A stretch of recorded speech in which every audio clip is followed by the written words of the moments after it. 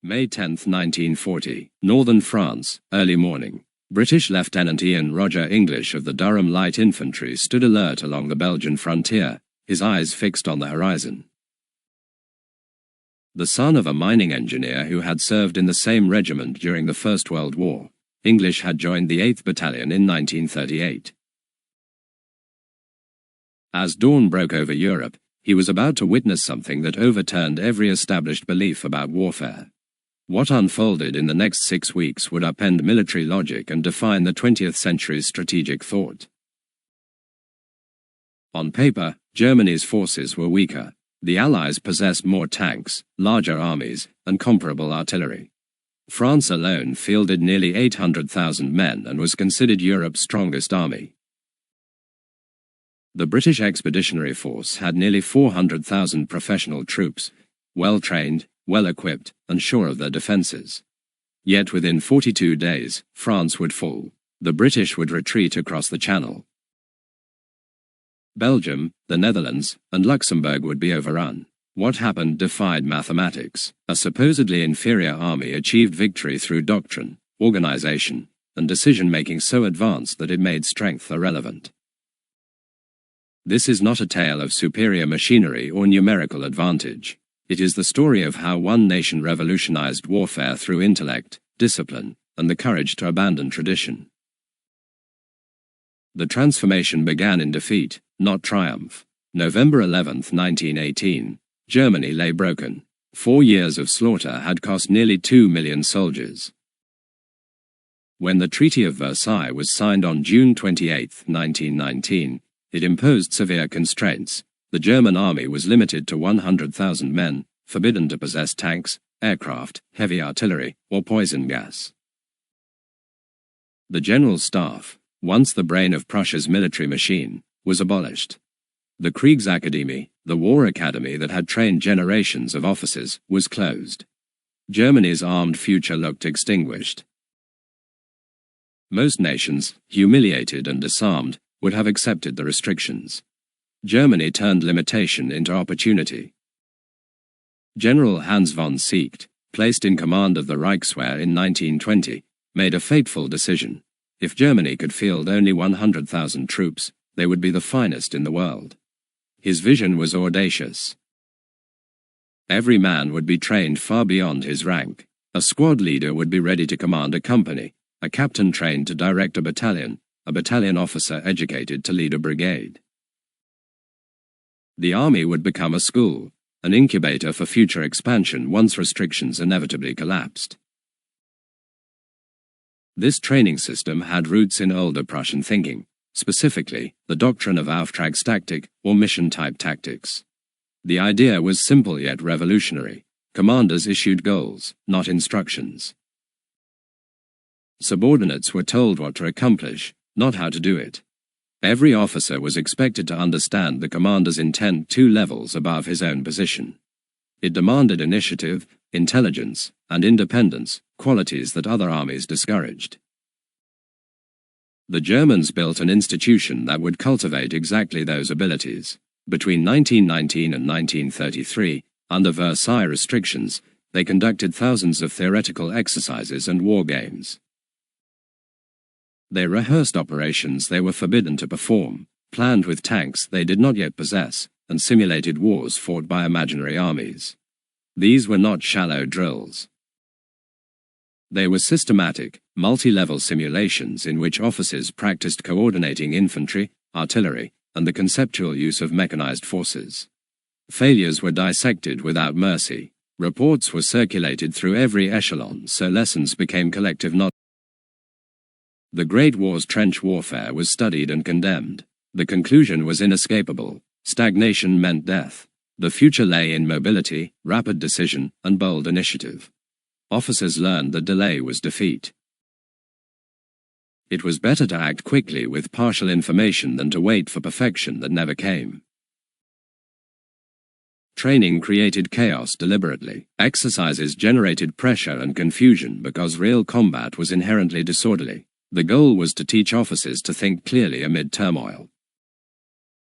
Junior leaders were expected to seize initiative when communication broke down. to exploit fleeting chances without waiting for permission. Each man had to know the overall purpose of the mission so he could act even if cut off. The system produced an army of thinkers rather than followers. It also revived another principle, Führen vorn, leadership from the front. German commanders were expected to be close to their troops, seeing the battlefield firsthand, not issuing orders from comfortable headquarters miles away. It was dangerous, officer casualties were high, but it gave the Germans a priceless advantage, speed of decision. Allied officers waited for reports to pass through layers of bureaucracy. German leaders acted immediately on what they could see. The difference in reaction time could mean hours, or an entire battle. By 1933, when Hitler rose to power, Germany had spent 14 years shaping a military mind prepared for a war it was not yet allowed to fight. When rearmament began openly in 1935, the intellectual groundwork was already in place. Among the architects of the new force was Heinz Guderian, a communications officer who had spent the 1920s obsessed with the potential of tanks. While most armies still treated armored vehicles as infantry support, Guderian envisioned them as the decisive arm of battle. Tanks should not crawl behind soldiers. They should lead, punching deep into enemy territory at lightning speed, supported by motorized infantry and coordinated air power. The concept was heresy to traditionalists who remembered the slow, fragile machines of the Great War. But Guderian studied foreign theorists like Britain's J.F.C. Fuller and Basil Liddell Hart, who had argued that concentrated armored warfare could revolutionize combat. He also examined Soviet deep battle theory and merged it with Prussian maneuver traditions. The result was a coherent doctrine of speed and concentration, what foreign journalists would call Blitzkrieg or lightning war. The Germans themselves preferred the term Beugungskrieg, war of movement. The idea was brutally simple: identify a weak point, concentrate overwhelming power there, break through, and drive fast into the enemy's rear to paralyze his entire defense. Tanks, artillery, infantry, and air forces would coordinate as one organism. Success depended on communication. In this, the Germans held an extraordinary advantage. By 1939, every German tank commander had a radio. Allied tanks often had none. German units could talk, adapt, and request air support instantly, while their opponents signaled with flags and messengers. The Luftwaffe, the German air arm, was built with one goal: to support ground forces. The Stuka dive bomber, with its iconic wailing siren, acted as flying artillery, destroying bunkers and bridges ahead of advancing panzers. Stuka pilots trained alongside tank crews so coordination became instinct. While the Royal Air Force emphasized independent strategic bombing, the Luftwaffe practiced intimate cooperation with the army. That cooperation would shock the world. September 1, 1939. At 4:45 a.m., the old battleship Schleswig-Holstein, anchored in Danzig harbor, opened fire on the Polish garrison at Westerplatte. The Second World War began. German forces attacked Poland from north, west, and south, 60 divisions strong, supported by nearly 4,000 aircraft. Poland fielded roughly 1 million troops, brave, well-equipped by pre-war standards, but unprepared for the speed and precision of the German assault. Within days, the Luftwaffe controlled the skies. German armor penetrated hundreds of kilometers in a week. The campaign lasted barely a month. German casualties were around 14,000 dead. Polish losses exceeded 60,000 killed and nearly 500,000 captured. The Western Allies observed the campaign with detachment, concluding that Germany's success came only from Poland's weakness. They assured themselves that a professional army like France's would never fall so easily. They were wrong. On May 10, 1940, the Wehrmacht attacked France, Belgium, the Netherlands, and Luxembourg in a coordinated offensive. The Allies expected a repeat of World War I, a massive German sweep through Belgium. The French plan, the Dial Plan, called for their best divisions and the British Expeditionary Force to advance into Belgium and form a defensive line along the Dial River. They moved confidently, believing they would meet the main attack there. They did not realize they were walking into a trap. The Germans struck exactly where the Allies least expected, through the Ardennes forest, a region French generals had dismissed as impassable for heavy armor. For decades, the doctrine insisted the dense forest and narrow roads would block tanks. They assumed any major offensive there was impossible. Germany built its plan around that assumption. General Gerd von Rundstedt's Army Group A, with 44 divisions including 7 armored, advanced through the Ardennes with astonishing speed. German engineers and reconnaissance units had surveyed the area long before, planning routes and mapping every bridge.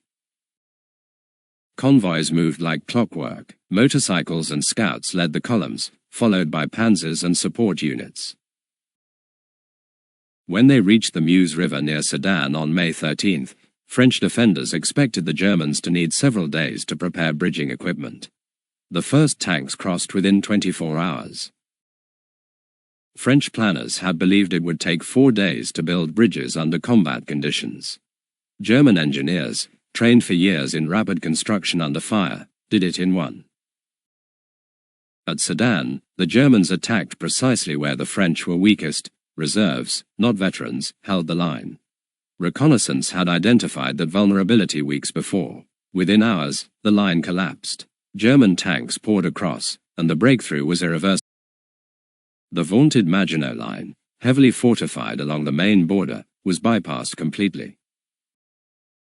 The assault revealed the true power of German doctrine. The panzers did not pause. Once across the Meuse, they surged forward relentlessly, pushing toward the English Channel. Guderian, commanding 19th Corps, drove his men to the limit. When his superiors ordered him to halt and consolidate, he ignored them temporarily, advancing under the pretext of reconnaissance. In another army, such disobedience would have ended a career. In Germany's, it embodied initiative, acting within the higher commander's intent even without explicit approval. German tank commanders operated with remarkable independence. When resistance was strong, they bypassed it, leaving slower infantry to encircle isolated pockets. The goal was momentum, always move forward, always exploit surprise. The French. Reports took hours to reach command posts, orders took hours to return, and the Germans simply outran them. By the time French commanders issued counterattacks, the panzers were already miles ahead. The result was paralysis. German armored spearheads reached the English Channel in just 9 days, severing the Allied front in 2. The British Expeditionary Force and the best French divisions were trapped in Belgium, cut off from the rest of France. Allied commanders couldn't comprehend how the Germans had moved so quickly. Their intelligence reports were outdated before they arrived. The Wehrmacht operated on a rhythm that the Allies couldn't match. Lieutenant Ian Roger English, fighting near Arras, saw the chaos firsthand. His platoon faced enemy units that seemed to materialize out of nowhere, moving with inhuman speed and coordination. Despite fierce resistance, his men were forced back by overwhelming mobility. For the first time, British soldiers faced the terror of Stuka dive bombers screaming downward, their sirens wailing as bombs fell. The French still had better tanks in many engagements. The B-1 bis was nearly invulnerable to German guns. The Sommelier S-35 was faster and better armed than most panzers. But these strengths meant little because of how the French used them. Their tanks were scattered in small groups supporting infantry, not massed into armored divisions. Few had radios, making coordination impossible. Meanwhile, German armor operated as a unified weapon, divisions of hundreds of tanks communicating and maneuvering as one. By May 19th, German armored columns reached Abbeville on the Channel coast. They had crossed 240 kilometers in 9 days. The Allies were surrounded. The British and French armies in Belgium faced annihilation. The only option was retreat to the sea. From May 26 to June 4, in a desperate operation codenamed Dynamo, The British evacuated over 338,000 troops from Dunkirk. To the British, it was a miracle. To the Germans, a calculated victory. France soon surrendered. The campaign had lasted 6 weeks. Germany's triumph was not due to superior hardware. In most head-to-head comparisons, Allied tanks were better armed and better armored. Only 10% of the German army was motorized. Most transport still relied on horses. Their victory came from thought, organization, and training. The Wehrmacht's leaders understood speed as the decisive weapon. They valued initiative more than obedience, clarity of purpose more than detailed control. French historian Marc Bloch, who lived through the campaign and later wrote Strange Defeat, described it simply: the Germans appeared where they should not have been able to appear. What seemed like magic was really method. A system that trained every officer to recognize opportunities and act without waiting. German training ensured that everyone could think above his rank. Squad leaders practiced company-level tactics. Company commanders directed battalion-sized exercises. Their drills were not scripted. They forced decision-making under confusion and incomplete information. Officers learned that hesitation was the true enemy. They were rewarded for initiative, even if it led to mistakes. Doing something was better than doing nothing. Their exercises, called map problems or terrain games, trained officers to make clear decisions rapidly. Young officers practiced issuing orders aloud, under time pressure, using precise language. The purpose was to make decision-making instinctive. In combat, whoever acted faster would control the tempo. Selection for the general staff was equally demanding. Before World War I, only about 150 officers per year entered the Kriegsakademie's 3-year program. Admission came through brutal examinations that tested tactics, mathematics, languages, and military. Only a third graduated. Exams didn't just measure knowledge, they judged intellect, composure, and leadership under pressure. Graduates then served 2 years on probation, observed constantly by senior officers before permanent assignment. The general staff became a military elite, identifiable by crimson stripes on their trousers and a reputation for genius. When war returned in 1939, the Kriegsakademie's long course was shortened drastically. Officers couldn't spend years in school, they were needed at the front. The Germans adapted again. 8-week crash courses focused on tactics, logistics, transport, and staff coordination replaced years of theory. Students trained on maps and in the field rather than classrooms. Later, as losses mounted, the system grew even more pragmatic, months of instruction replaced by weeks of on-the-job training near the front. The Germans believed war itself was the best teacher. The result was a cadre of officers with direct battlefield experience and a habit of thinking for themselves. Even as Germany began losing the war, its units retained astonishing efficiency. Encircled divisions held out for weeks, inflicting far higher losses than they suffered. This wasn't fanaticism, it was professionalism ingrained by 2 decades of preparation. Erwin Rommel, leading the 7th Panzer Division in 1940, epitomized this mindset.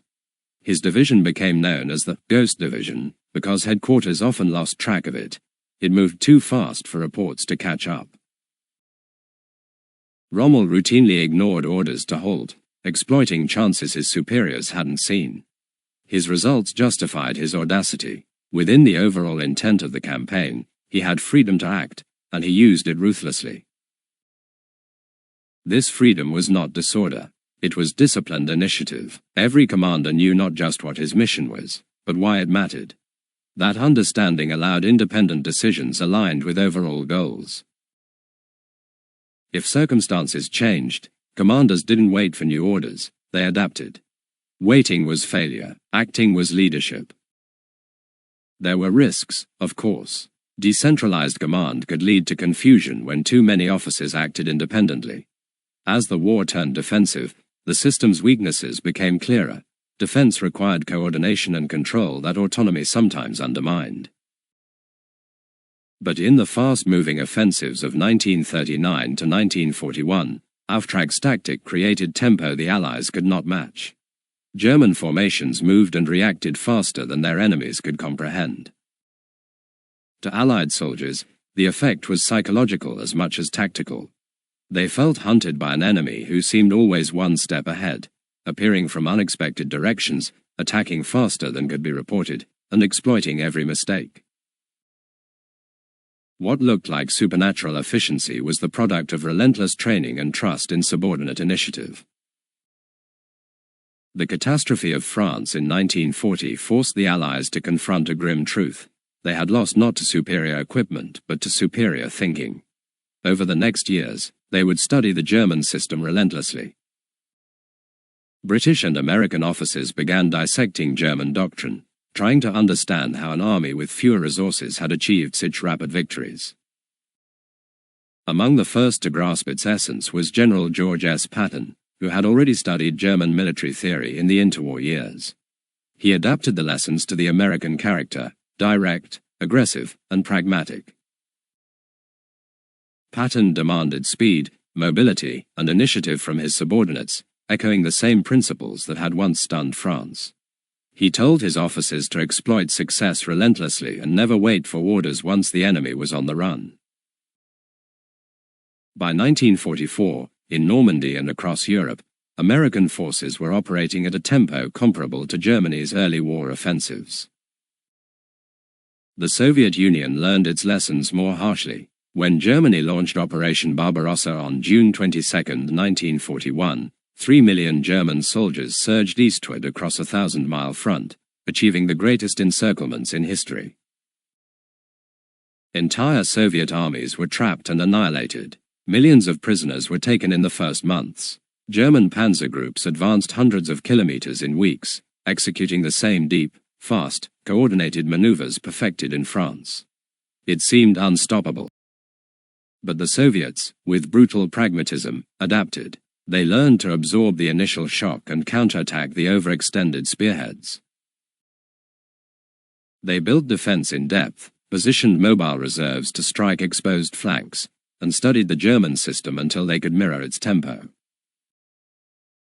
By 1943, at the Battle of Kursk, the Red Army had mastered the art of large-scale mechanized warfare. From that moment, the advantage shifted. By 1943-44, the Allies across all fronts had learned what had once been Germany's secret: initiative, tempo, and combined arms coordination. American and British armored formations now fought with radios in every vehicle and decision-making pushed downward to junior leaders.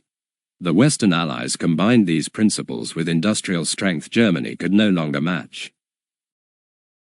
Even so, the Wehrmacht's tactical proficiency endured. In Normandy in 1944, German defenders, outnumbered, cut off from air support, and short on fuel, inflicted heavy losses.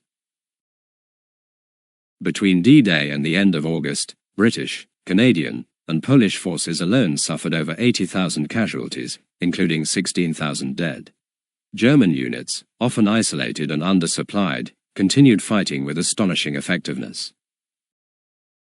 This performance stemmed from the same system that had triumphed in 1940. Every soldier understood his mission's purpose. Every junior leader had the confidence to act when communication failed. The German non-commissioned officers, in particular, formed the backbone of this resilience. They were more than disciplinarians, they were trained thinkers. A sergeant in the German army was expected not just to lead a squad, but to command a platoon if needed. The German NCO Corps was unique. From the outset, it had been educated to understand operations 2 levels above its position. A corporal could step into a sergeant's role. A sergeant could replace a lieutenant. They participated in map exercises and decision-making drills just like officers. They learned combined arms coordination, logistics, and battlefield communication. When officers fell, the unit continued fighting as if nothing had changed. This depth of leadership kept the Wehrmacht functional even as casualties soared. The contrast with Allied armies was stark. British and American NCOs were often excellent leaders at their own level, but they were rarely trained to think beyond it. When officers were killed, confusion followed. The German system assumed chaos. It was designed for it. Every soldier knew what to do if command broke down. Every unit could improvise without collapsing. This philosophy extended through the entire organization. The Wehrmacht had internalized that war was unpredictable, that communications would fail, that plans would fall apart. Their answer was to prepare everyone to decide, not just obey. That preparation, 2 decades of mental training, explained why German formations, even in retreat, fought with such cohesion. The combination of doctrine, training, and communication defined Germany's early dominance. The use of radio networks allowed information to flow instantly, matching the speed of battle. Allied forces had radios too, but not the command culture to exploit them fully. German commanders used brief, intent-based updates rather than micromanaged instructions. Subordinates understood their leaders' goals and adjusted as conditions shifted. This mutual understanding created flexibility that the Allies initially lacked. After the war, the Allies studied Germany's system obsessively. American and British staff officers conducted hundreds of interviews with captured generals and published volumes analyzing their methods. They concluded that Germany's defeat was strategic, not tactical. The Wehrmacht had fought better battles but could not win a global war against overwhelming industrial and numerical superiority. The lessons were absorbed deeply. Mission command, the idea that subordinates must understand the commander's intent and have freedom to execute it, became a cornerstone of modern Western doctrine. Speed of decision, tempo, became the new measure of effectiveness. The U.S. Army's later air-land battle doctrine of the 1980s, emphasizing synchronization, agility, and rapid deep strikes, directly descended from these studies. NATO armies still teach those same principles today. By the end of the war, the Allies had turned Germany's own ideas against it. American factories produced tanks, trucks, and aircraft in numbers the Reich could never rival. Soviet industry, relocated beyond the Urals, churned out more weapons than Hitler's empire could hope to destroy. The Wehrmacht's brilliance at the tactical level could not offset strategic overreach. Yet its methods survived, adopted, refined, and institutionalized by its former enemies. Military historians still describe Germany's 1940 army as one of the most efficient fighting forces ever assembled. Its secret was not equipment or numbers, but culture, the expectation that every soldier was a problem solver, every officer a strategist, every NCO a leader of leaders. The army thought faster than its opponents, and for a time, that difference changed history. The fall of France demonstrated what systematic preparation could achieve. From the restricted 100,000-man Reichswehr of the 1920s grew a war machine that reshaped the art of command. Its doctrines of maneuver, initiative, and speed became universal military language. Germany ultimately lost the war it began. Its enemies learned its methods, combined them with greater resources, and crushed it. But the intellectual legacy of those early victories endured. Every modern army that values initiative, flexibility, and decentralized leadership owes something to the lessons forged in that brief, devastating era. The story of Germany's transformation is not one of superiority or ideology. It is a study in how preparation and doctrine can outmatch numbers. It is a reminder that victory in war often belongs not to the side with more weapons, but to the side that thinks and decides faster. Lieutenant Ian Roger English, who had once watched the German tide sweep across France, survived the war and became one of Britain's most decorated officers, earning the Military Cross 3 times. His journey, from facing an enemy that redefined warfare to mastering the very lessons that enemy taught, mirrored the Allies' own evolution. The rise and fall of the Wehrmacht remains a testament to what disciplined innovation can accomplish. It proved that organization and mindset could turn weakness into strength. The early German victories of 1939–1940 reshaped modern military thought forever. They showed that an army built on initiative, intellect, and speed could make the impossible seem inevitable, and that those lessons, stripped of ideology, would live on in the doctrines of every professional military that followed.